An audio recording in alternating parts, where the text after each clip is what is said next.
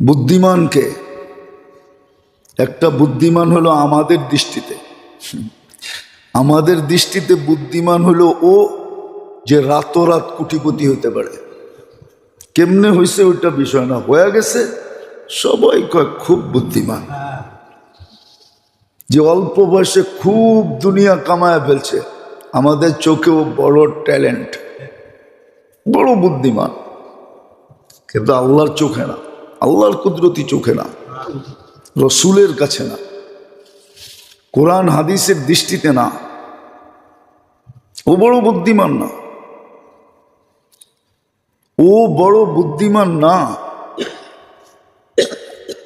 বুদ্ধিমান তো কোরআন হাদিস অন্য জিনিসকে বলছে, কোরআন অন্য জিনিসকে বলছে।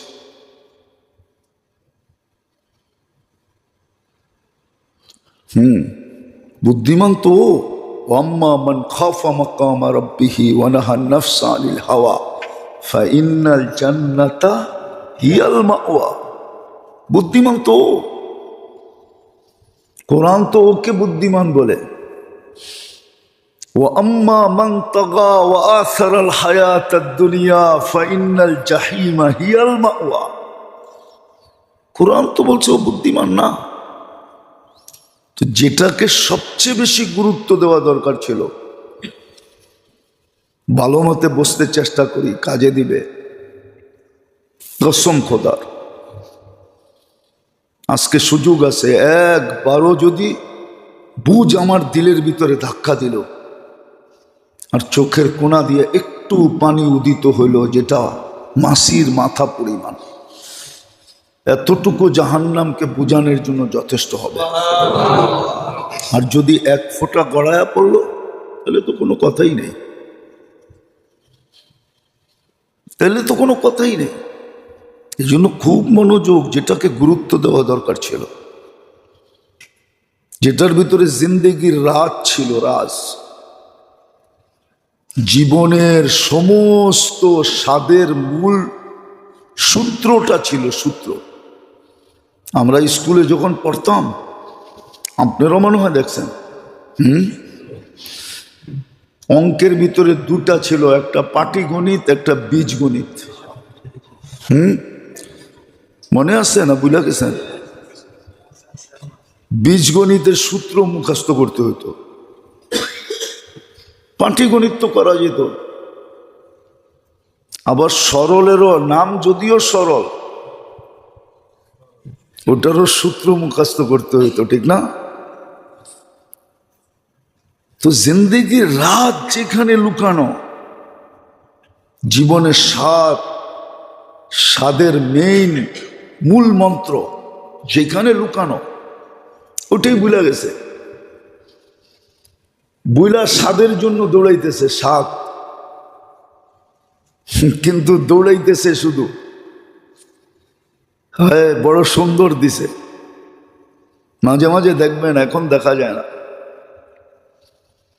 আগে গুলিস্তান থেকে, সদরঘাট থেকে গুলিস্তান ঘোড়ার গাড়ি যেত, এখন যায় না, মনে হয় কম, ঠিক না?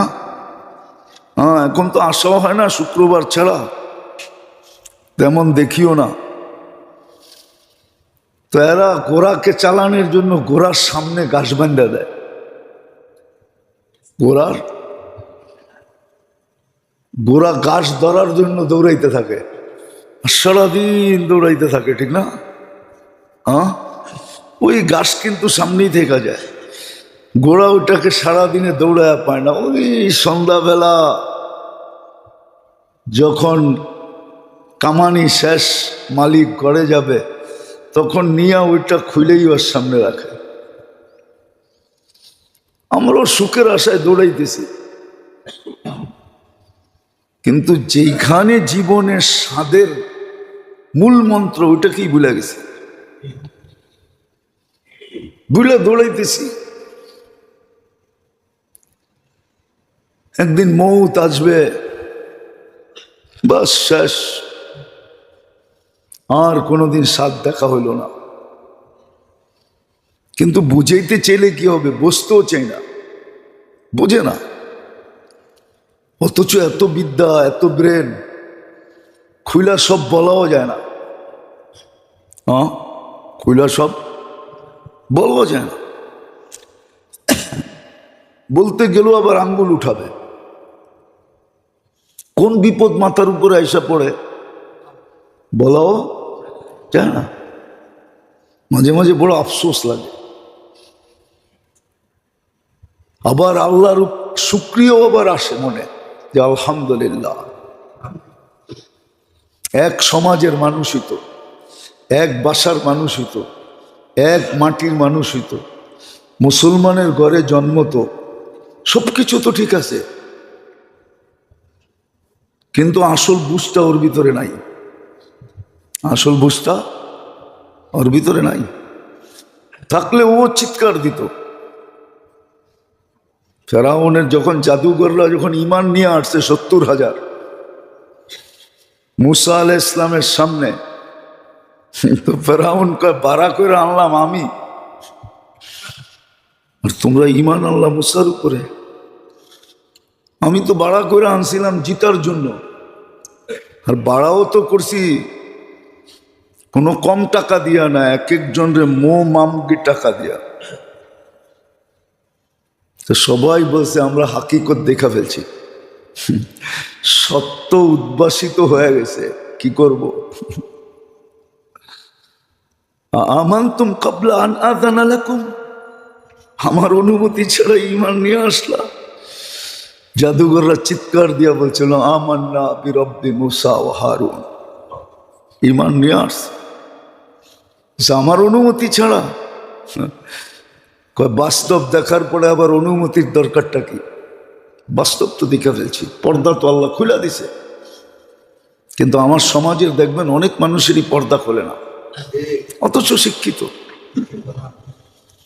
অথচ বুদ্ধিমান, অথচ বড় বিদ্বান, হ্যাঁ বড় ব্রেন রাখে, কিন্তু সামান্য দুনিয়ায় একটু প্রসিদ্ধ হওয়ার জন্য, একটু সেলিব্রিটি হওয়ার জন্য, একটু সামান্য বাংলো সাংলো গাড়ি হওয়ার জন্য, একটু বাপ হওয়ার জন্য মাঝে মাঝে কিন্তু আল্লাহ দেখায়। আপনারা দেখেন কিনা জানি না, আমি জানেন দেখেন,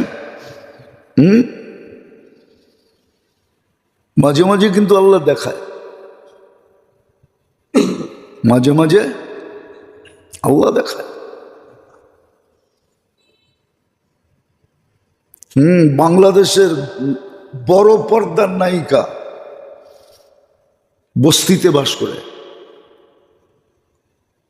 কিচ্ছু নেই,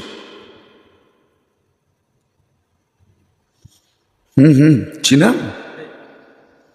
পত্রিকায় আসছে, আমি পত্রিকা দিকে বলতেছি, মিডিয়ায় আসছে। ছোট পর্দার তো বহুত আছে, কেননা রূপ খসা গেলে আর কে দাম দেয়? কি গাল যখন কালের ভিতরে চলে যায় আর কে দাম দেয়? চামড়া যখন টিলা হয়ে যায় আর কে দাম দেয়? দেয় কেউ দাম? হ্যাঁ, কেউ দেয় না, ছেলে মেয়ে দেয় না। অথচ বাবার কত দাপট ছিল, নাম বলবো না। বাংলাদেশের অর্থমন্ত্রী ছিল, কিন্তু মারা গেছে নিজের বাড়ির গ্যারেজে, ছেলেরা ঘরে পর্যন্ত জায়গা দেয় না। হাসির বিষয় না, আমরা নাম জানি, নাম বললে আপনারাও জানবেন, গ্যারেজে মারা গেছে, ঘরেও জায়গা দেয় না। এরকম হাজারো আছে। সারা উন্নত দুনিয়া খুঁজলে তো কোটি কোটি পাওয়া যাবে, লক্ষ লক্ষ পাওয়া যাবে। আমার মনে আছে 2008-এ আমার এন্টার ইউরোপ সফর চলতেছিল, 25 দেশ এক সফরে, বসার কোনো সময় ছিল না, খাওয়া গাড়িতে, ঘুম রাস্তায়। আব্দুল ওহাব সাহেব রহমতুল্লাহ আলাইহির সাথে সফর চলতেছিল। আমি এমনও ব্যথিত ছিলাম, আমার বড় ছেলে মারা যাওয়ার 8 দিন পরে আমি চলে গেছি, যাকে নিয়ে আমি 6টা বৎসর যুদ্ধ বললে চলে। Bangladesh Bangkok, Bangladesh Bangkok. তো একদিন জার্মানিতে ফ্রাঙ্কফুর্টে একটু সুযোগ পেয়েছি বিকালবেলা। আমাকে একজন বলতেছে, মুফতি সাহেব আপনি বড় ক্লান্ত, চলেন আপনাকে একটু জায়গায় নিয়ে আসি। তো ফ্রাঙ্কফুর্টে একটা নদী আছে আমাদের বুড়িগঙ্গার মতো। অবশ্য আমাকে বুড়িগঙ্গার মতো ময়লা সয়লা না, বিলকুল পরিষ্কার পরিচ্ছন্ন। ওটার ভিতরে প্রমোত্তরি চলে। প্রমোত্তরি বোঝেন তো, ঘুরতে যারা যায়। তো 2 পাশে পার্ক বানানো আছে। আমি দেখি যে বাস আর বাস, ছতখানিক বাস হবে। আমি বললাম এত বাস কেন এখানে? যে বৃদ্ধাশ্রম থেকে বৃদ্ধদেরকে নিয়ে আসছে, বিকালে নিয়ে আসে আর এখানে ছেড়ে দেয়। এরা একটু বৈশা ঘোরাফেরা করে, আবার সন্ধ্যা হলে নিয়ে যায়। আমি বললো চলো দেখা আসি দৃশ্যটা। বিশ্বাস করেন আমার চোখে পানি চলে আসছে।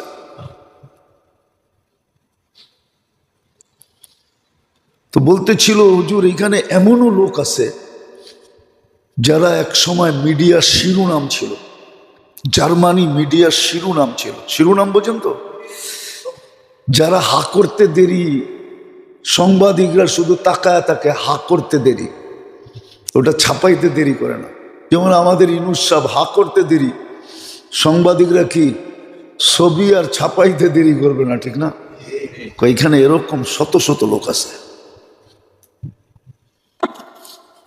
কবির কথা যেন মৃত্যুর আগেই সত্য হয়ে গেল, মিলে খাক মে আহলে শাহ কেসে কেসে। কত বড়, মরার আগেই মাটিতে মিশা গেছে, ঠিক না? একটা কাহিনী মনে উঠলো। আমি কাহিনীতে অভ্যস্ত না, কিন্তু সত্য কাহিনী এই জন্য বলতেছি। ইরানের শাহ যখন ছিল, এই খমিনির আগে শাহর রাজত্ব যখন চলতেছিল, তো শাহর একাধিক বিবি ছিল, স্ত্রী। তো শাহর এক বিবি ছিল। একদিন সে মার্কেট করবে, তো শাহ অর্ডার দিছে কোন মার্কেটে? অমুক সুপার মার্কেটে। নামি দামি মার্কেট আছে না, বসুন্ধরা, তারপরে কি যমুনা ফিউচার, মনে করেন যমুনা ফিউচারই। শাহ হুকুম দিছে সেলসম্যান আর মালিক ছাড়া কোনো লোক এখানে থাকতে পারবে না, আজকের জন্য ক্লোজ। শুধু আমার স্ত্রী যাবে, সে পুরা মার্কেট থেকে ঘুরবে, যা পছন্দ হবে কিনবে। রানী না, তার সিকিউরিটির ব্যাপার আছে। তো বাজার করে চলে আসছে। 1 সপ্তাহ পরে জানি কি হয়েছে, স্ত্রীকে তালাক দিয়ে দিছে। এই স্ত্রী কি তালাক দিয়ে দিছে। তো আবার 1 মাস পরে এই মেয়ে মহিলাই ওই মার্কেটে গেছে। এখন তো সে আর রানী না, এখন কি কি পাবলিক, ঠিক না? প্রথমবার গেছে কি হিসাবে, এখন সাংবাদিকরাও সাংবাদিক হয়, ঠিক না? লেখকরাও। আরেকটা কইলাম না আর কি। তো এরা লিখছে, আরবি পত্রিকায় পড়ছি আমি, ছবি সহ ছিল। তো সাংবাদিক লিখছে, মালিকাতু ইরান দুফিনাত ফি তুরাবিন নিসিয়ান। ইরানের রানী বুলের মাটিতে 1 মাসের ভিতরে দাফন হয়ে গেছে। 1 মাস আগে ছিল রানী, এখন কি পাবলিক।